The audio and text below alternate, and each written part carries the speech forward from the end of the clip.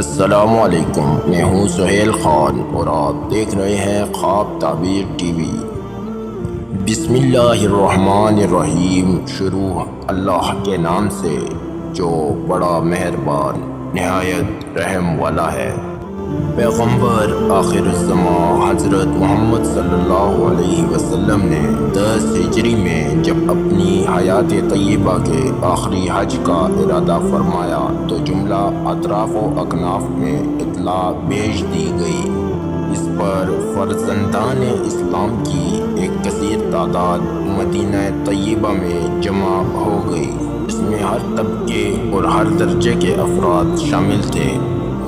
حضور صلی اللہ علیہ وسلم نے اپنے ساتھیوں سمیت ذی الخلیفہ میں احرام باندھا اور لبیک اللہم لبیک کی صداؤں کے ساتھ آپ مکہ معظمہ کو روانہ ہوئے۔ 9 ذی الحجہ کو طلوع آفتاب کے بعد وادی نمرہ میں اور پھر میدان عرفات میں 1,24,000 قدسیوں کے ساتھ تشریف لائے تو یہ پورا میدان تکبیر و تحلیل کی ایمان افروز صداؤں سے گونج اٹھا۔ حضور محسن انسانیت نے جبل رحمت کے قریب اپنی اونٹنی پر سوار ہو کر کائنات انسانی کے لیے ایک ایسا بین الانسانی منشور پیش کیا جو بنی آدم کی فلاح و بہبود اور امن و سلامتی کے ابدی پیغام اور طریقہ کار پر مشتمل ہے۔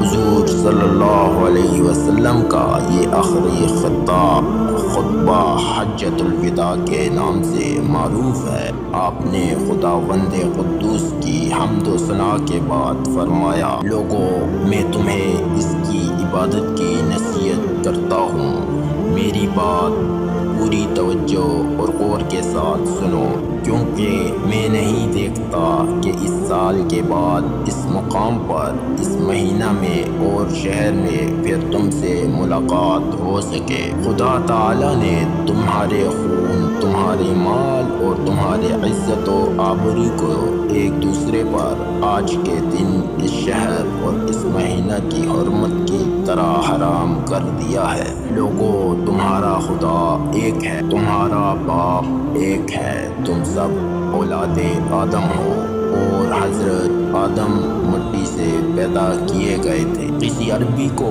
عجمی پر اور کسی کالے کو گورے پر کوئی فضیلت اور برتری حاصل نہیں، اور نہ ہی کسی عجمی کو عربی پر اور گورے کو کالے پر کوئی امتیاز حاصل ہے، یعنی وطنیت اور رنگ و فضیلت کے سب امتیاز ختم ہیں۔ خدا تعالی کے نزدیک تم میں سے معزز وہ ہے جو زیادہ پرہیزگار ہے۔ ہر مسلمان دوسرے مسلمان کا بھائی ہے اور اخوت اسلامی کے رشتے میں منسلک ہے۔ تمہارے یہ غلام، تم اپنے خادموں کو وہی کھلاؤ جو تم خود کھاتے ہو اور وہی پہناؤ جو تم خود پہنتے ہو۔ لوگوں، دور جاہلیت کی ہر بات میں اپنے قدموں کے نیچے روندتا ہوں۔ اس زمانے کے تمام خود باطل کر دیے گئے اور سب سے پہلے میں اپنے خاندان کا خون ابن ربیع بن الحارث کا، جو بنی سعد میں ابی شیرخوار تھا اور حزیل نے جسے قتل کر دیا تھا، معاف کرتا ہوں، اور زمانہ جاہلیت کی تمام سودی لین دین باطل کرتا ہوں۔ اب سے پہلے اپنے خاندان کا سود باطل قرار دیتا ہوں۔ لوگوں، اپنی عورتوں کے متعلق اللہ سے ڈرتے رہو۔ خدا کے کلام سے تم نے ان کا جسم اپنے لیے حلال بنایا ہے۔ تمہاری عورتوں کو تمہارے مقابلے میں کچھ حقوق اور ذمہ داریاں سپرد ہیں۔ تمہارا حق عورتوں پر یہ ہے کہ وہ تمہاری خوابگاہوں اور بستروں پر کسی غیر مرد کو ہرگز نہ آنے دیں، اور گھروں میں تمہاری اجازت کے بغیر کسی شخص کو داخل نہ ہونے دیں، اور وہ کسی بے حیائی کا ارتکاب نہ کریں۔ اور تمہارے ذمے عورتوں کا حق یہ ہے کہ ان کی خوراک اور پوشاک کا اہتمام کرو۔ اے لوگوں، تمام مسلمان آپس میں بھائی بھائی ہیں، کسی شخص کے لیے اپنے بھائی کی اجازت کے بغیر اس کا مال لینا جائز نہیں۔ میرے بعد کہیں اس اخوت اسلامی کو ترک کر کے کافرانہ ڈھنگ اور طرز زندگی اختیار نہ کر لینا کہ ایک دوسرے کی گردنیں کاٹنے لگو۔ اے لوگو، میرے بعد کوئی نبی یا پیغمبر آنے والا نہیں، اور نہ ہی تمہارے بعد کوئی اور امت پیدا کی جائے گی۔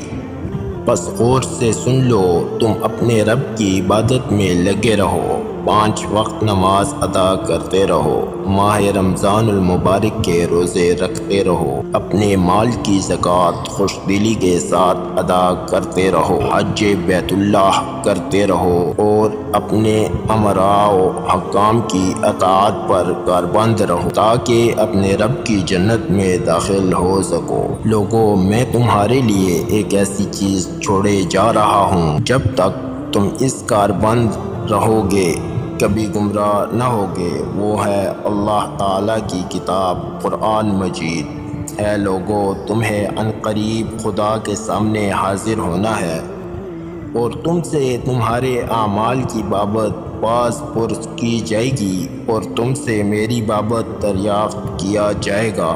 تو بتاؤ تم وہاں کیا جواب دو گے؟ اس پر تمام حاضرین نے بآواز بلند عرض کیا، ہم گواہی دیتے ہیں کہ آپ نے پیغام حق پہنچا دیا اور امت کو نصیحت کرنے کا حق ادا کر دیا، حقیقت سے پردے اٹھا دیے اور امانت الہی کو صحیح طریقے سے ہمارے سپرد کر دیا۔ حاضرین کے اس جواب پر حضور محسن انسانیت نے انگشت شہادت آسمان کی طرف اٹھا کر فرمایا، اے خدا، سن لے اور گواہ رہنا کہ تیرے بندے کیا گواہی دے رہے ہیں۔ ممکن ہے بعض سامعین کے مقابلے میں بعض غیر حاضر لوگ ان باتوں کو اچھی طرح یاد رکھیں اور ان پر عمل پیرا ہو کر خوب حفاظت کا فریضہ انجام دیں۔